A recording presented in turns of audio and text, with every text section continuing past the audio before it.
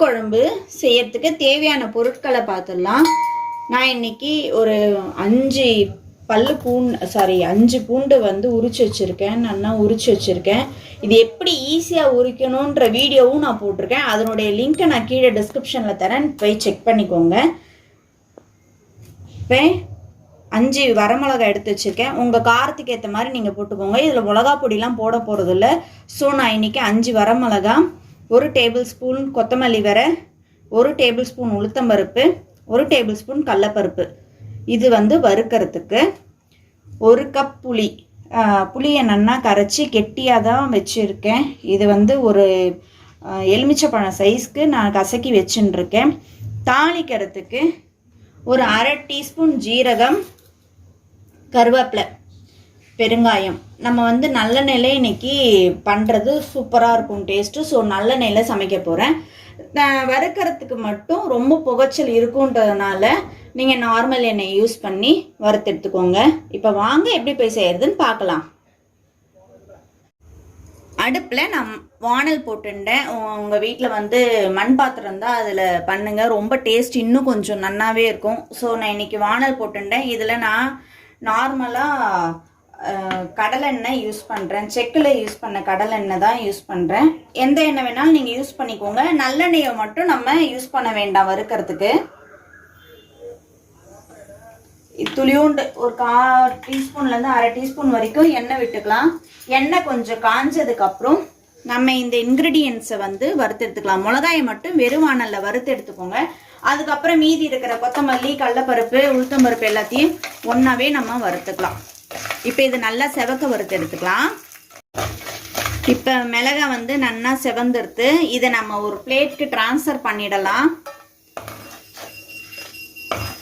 இப்போ இதே எண்ணெய் மறுபடியும் விட வேண்டாம். எண்ணெய் இருக்குது. இதிலே வந்து நம்ம எடுத்து வச்சுருக்கோம் இல்லையா, கடலப்பருப்பு, உளுத்தம்பருப்பு, கொத்தமல்லி வரை 3த்தையும் போட்டு நல்லா வறுத்துக்கோங்க.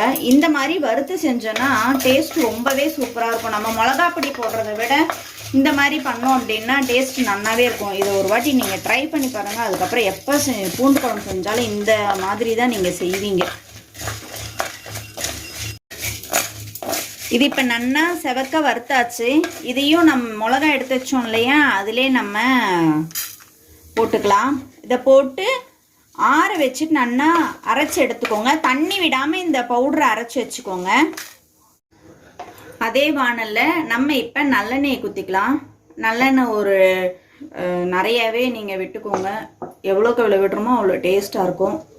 ஸோ நான் இதில் ஒரு 4 டேபிள் ஸ்பூன் இருக்க மாதிரி நல்லெண்ணெயை விட்டுருக்கேன்.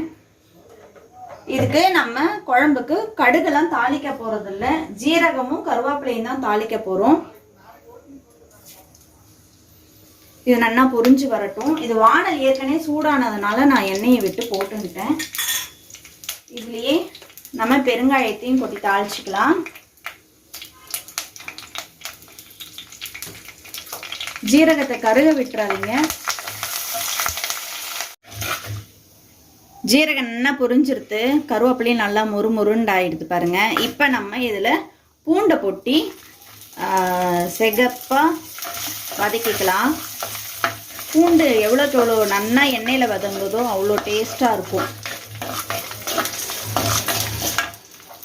இது நல்லா சிகப்பாக வதக்கினதுக்கப்புறம் நம்ம கெட்டியாக கரைச்சி வச்சோம் இல்லையா, அந்த புளி தண்ணியை இதில் கொட்டிக்கலாம். இப்போ இது சிகப்பாக வதங்கட்டும். பூண்டு நல்லா சிகப்பாக வதங்கிடுத்து.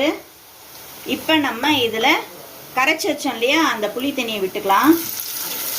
புளி தண்ணி வந்து பச்சை வாசனை போகிற வரைக்கும் நல்லா கொதிக்கட்டும்.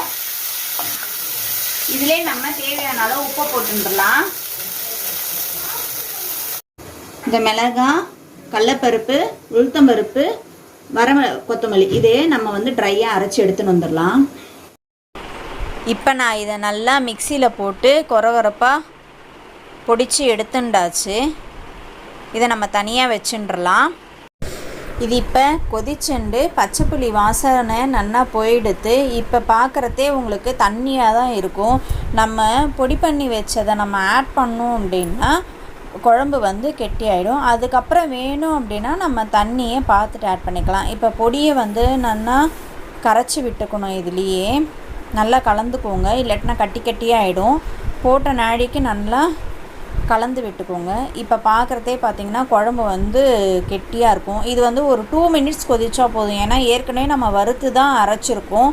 அதனால் இது ஒரு 2 நிமிஷம் கொதித்தாலே நம்மளோட குழம்பு வந்து தயாராகிடும். குழம்பு இப்போ நல்லா கொதிச்சு எடுத்து 2 நிமிஷம் ஆகிடுத்து. எண்ணெய் பார்த்தேன்னா பிரிய ஆரம்பிச்சிருது. இவ்வளோ தான் இந்த குழம்புக்கு பக்குவம். இது இப்போ கரெக்டாக இருக்கும். நம்ம ஆஃப் பண்ணினா அவ்வளோதான், நம்மளோட மசாலா பூண்டு குழம்பு ரெடியாக எடுத்து. இதை நீங்கள் ட்ரை பண்ணி பாருங்கள். ஒரு வாட்டி இந்த மாதிரி நீங்கள் மசாலாவை அரைச்சி செஞ்சிங்கன்னா ஒவ்வொரு வாட்டியும் உங்கள் வீட்டில் வந்து நீங்கள் இதே தான் சாப்பிட்ணும் அப்படின்னு ஆசைப்படுவீங்க. அவ்வளோ அருமையாக இருக்கும். இந்த வீடியோ பிடிச்சிருந்தா லைக் பண்ணுங்கள், ஷேர் பண்ணுங்கள். மறக்காமல் கீதா மாமி ரெசிபீஸ்க்கு சப்ஸ்கிரைப் பண்ணிவிடுங்க. தேங்க்ஸ் ஃபார் வாட்சிங் வித் மீ சீதாலக்ஷ்மி. பாய்.